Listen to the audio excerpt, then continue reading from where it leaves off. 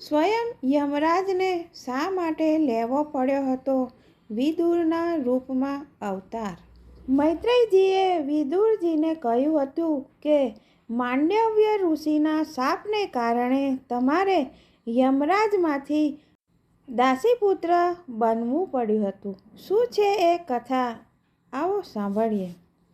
એકવાર કેટલાક ચોર રાજકોષમાંથી ચોરી કરીને ભાગી જાય છે. ચોરીના સમાચાર ફેલાઈ જતા રાજકર્મચારીઓ ચોરોને શોધવા માટે ભાગે છે.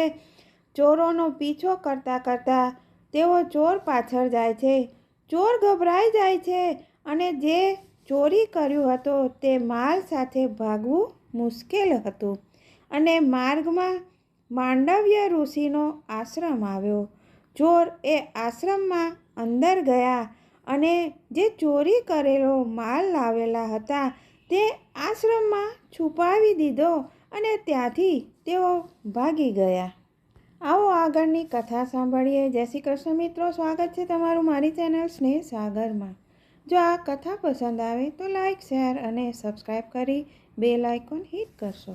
સૈનિકો ચોરોનો પીછા કરતાં કરતાં તેઓ માંડવ્ય ઋષિના આશ્રમમાં આવી ગયા અને ત્યાં શોધખોળ શરૂ કરી અને ચોરીનો માલ ત્યાંથી તેમણે શોધી કાઢ્યો અને માંડવ્ય ઋષિ ધ્યાનમાં હતા. રાજકર્મચારીઓની આ ભાગદોડ ભરી અવાજથી તેમના ધ્યાનમાં ભંગ થયો અને તેમણે માંડવ્ય ઋષિને જ તે સૈનિકોએ ચોર માની લીધા અને તેમને પકડીને રાજાની પાસે લઈ ગયા અને રાજાએ પણ કંઈ પણ સાંભળ્યા વગર તેમને ફાંસીની સજા સંભળાવી દીધી. હવે ફાંસીની સજા સંભળાવ્યા બાદ માંડવ્ય ઋષિને જ્યાં ફાંસી આપવાની હતી તે જગ્યા પર લઈ જવામાં આવ્યા. ત્યાં તેઓએ ગાયત્રી મંત્રનો જાપ શરૂ કરી દીધો. રાજકર્મચારી તેમણે ફાંસી આપતા હતા પરંતુ માંડવ્ય ઋષિને ફાંસી લાગતી ન હતી. કર્મચારી અને સ્વયં રાજા પણ હેરાન થઈ ગયા કે આવું શા માટે થાય છે? ફાંસીથી તેઓ બચી કેવી રીતે શકે છે?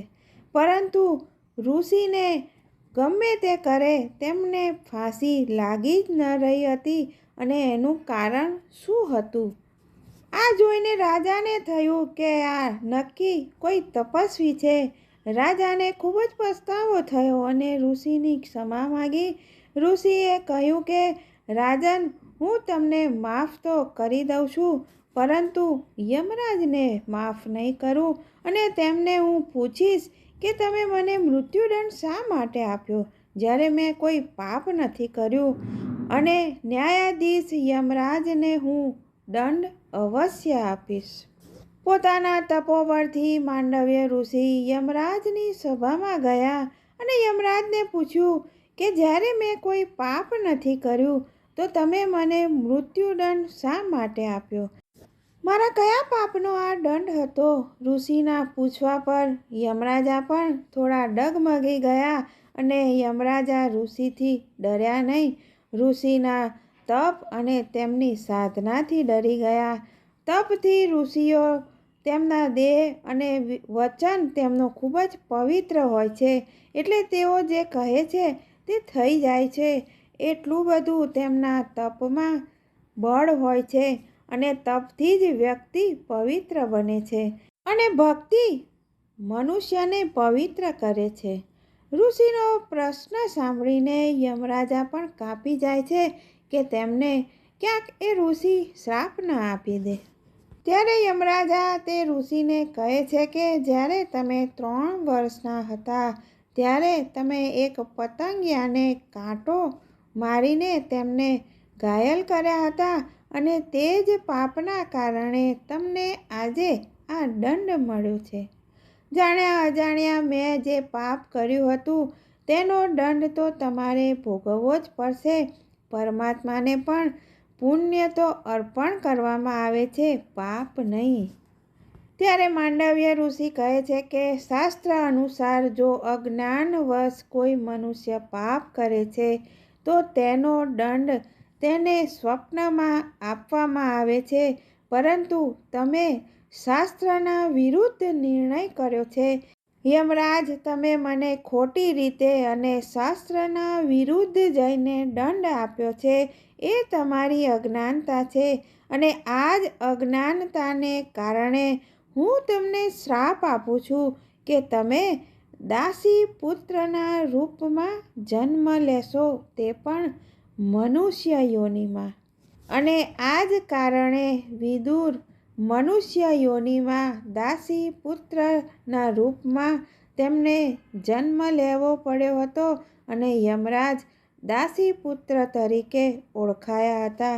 તમે કોઈ સાધારણ મનુષ્ય ન હતા, તમે તો યમરાજનો અવતાર હતા. કોઈ તેમની એક આંગળી કાપે તો તેમની પણ એક આંગળી એક જ દિવસમાં કપાઈ જતી.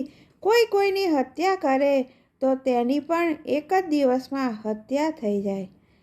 નાનપણમાં ઋષિ માંડવ્યએ પતંગિયાને કાંટો લગાવ્યો હતો, તેને કારણે તેમને ફાંસીએ ચડવું પડ્યું હતું.